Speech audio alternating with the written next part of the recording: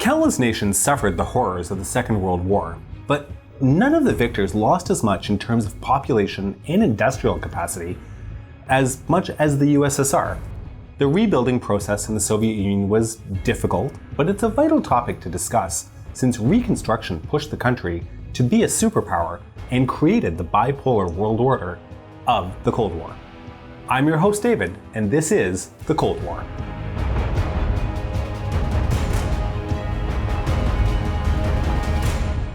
The Second World War was devastating for the Soviet Union. It, along with Poland, earned the dubious honor of having been the most severely affected by the ravages of the war. Up to 27 million Soviet citizens had died as a result of the conflict. Up to 1,700 cities, towns, and settlements were destroyed, as well as an additional 70,000 villages. It's estimated that 31,850 plants and factories, 1,135 mines, and 65,000 kilometers of railway line had been destroyed. Workable farmland and acreage had been reduced by up to 37 million hectares. All of this amounted to approximately 1/3 of the nation's wealth. The war was proof of the vast human and industrial potential that the Soviet Union held. Not only was it able to absorb the enormous pressure of the German military onslaught, but it was then able to push them back and eventually defeat them. By the end of the Great Patriotic War, however, the Soviet Union was facing new challenges as it shifted from its wartime economy to the process of peaceful reconstruction. This transition was made easier by the unused potential of the Soviet Union, as well as the fact that much of the industrial capacity of the Soviet Union had been evacuated east during the war. But by May of 1945, most of the Soviet economy was dedicated to military purposes, with civilian production being very small and of low quality.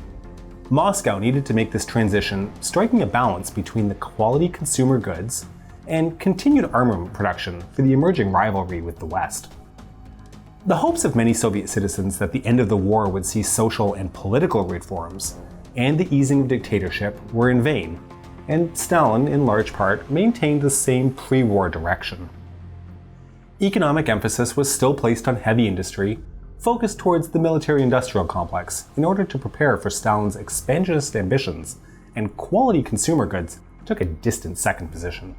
All of that being said, even as early as May 1945, the State Committee for Defense, the central governing body created by Stalin to run the country during wartime, decided to shift its production in some factories away from military use to the production of civilian goods. Budgets for the second half of 1945 and all of 1946 began to be reevaluated, and funding towards civil production was increased at the same time as significant numbers of conscripted Red Army personnel were being demobilized. By September, the State Committee for Defense had been disbanded, and its authority returned to the Soviet of People's Commissars. Soon after this, the 8-hour working day was reinstated, and annual vacation for workers was restored, both having been suspended during the war. March 1946 saw the adoption of the first post-war 5-year plan. This plan was designed to rebuild the parts of the country that had been most heavily damaged during the war, to restore or exceed pre-war levels of industrial and agricultural production. Emphasis, of course, was placed on heavy industry and military production. Much of the work was focused in Ukraine, Belarus, and Moldavia. That's the area along the Ukrainian-Romanian border.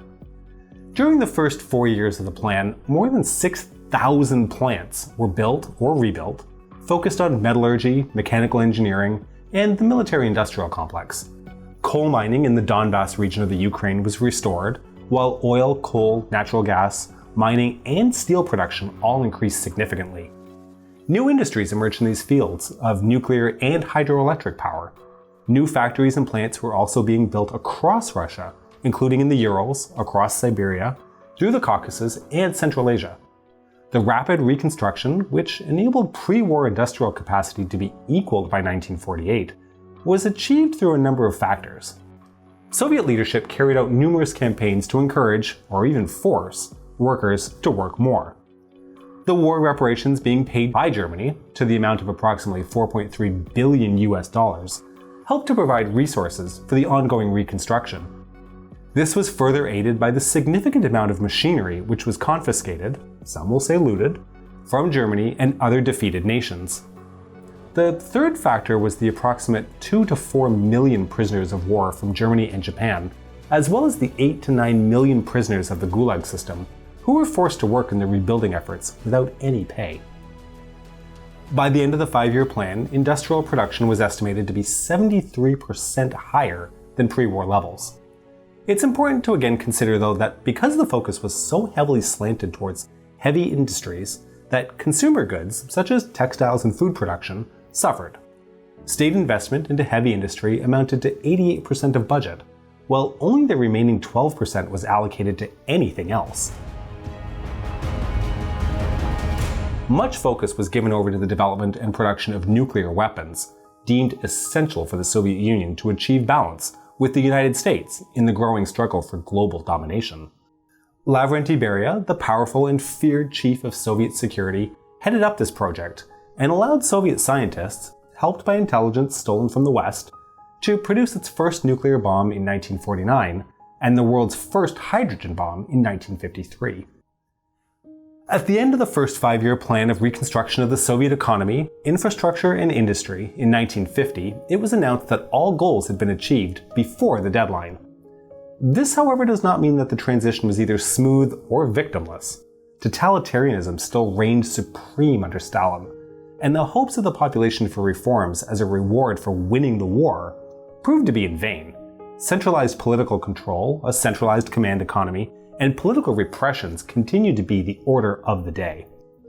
The centralized economic system created significant efficiency problems across the Soviet Union. All economic decisions, both large and small, had to be made in the center. This extreme bureaucratization led to a lack of understanding for local issues, a slow decision-making process, and increased costs in transportation from one part of the vast country to the other. This inefficiency prevented the Soviet economy from maximizing the potential of the country.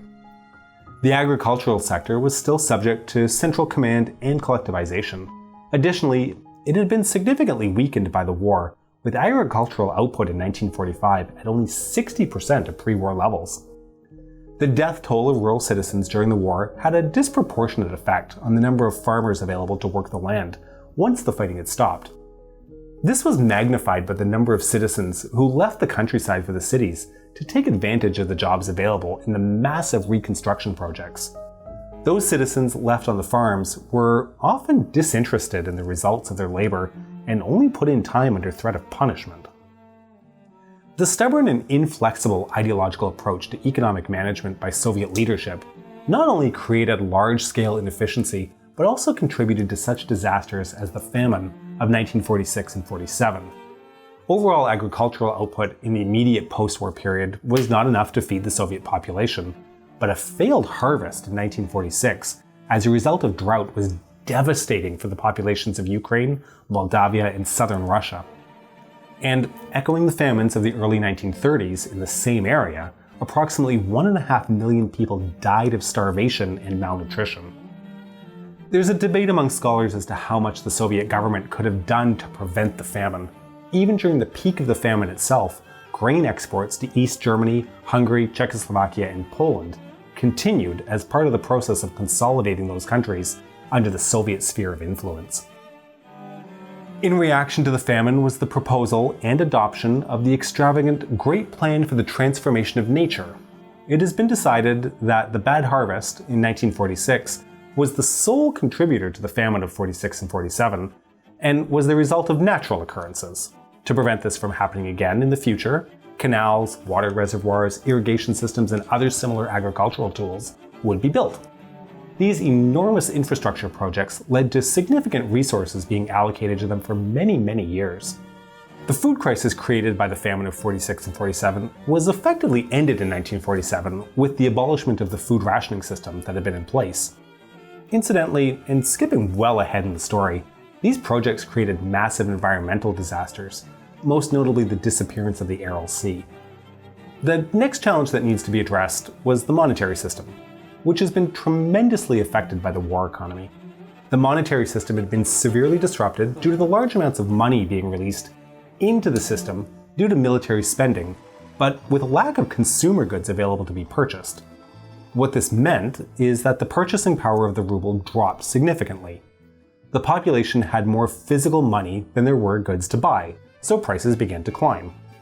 By 1950, the decision was made to increase the exchange rate of the ruble, and that the rate would be based on the gold standard. While the reform did have the expected effect of bringing the monetary system back under control, it did have quite the negative effect on the more rural population. Since they were far more likely to keep their savings in their house instead of a bank, when the modification was made to the exchange rate, people just lost their savings.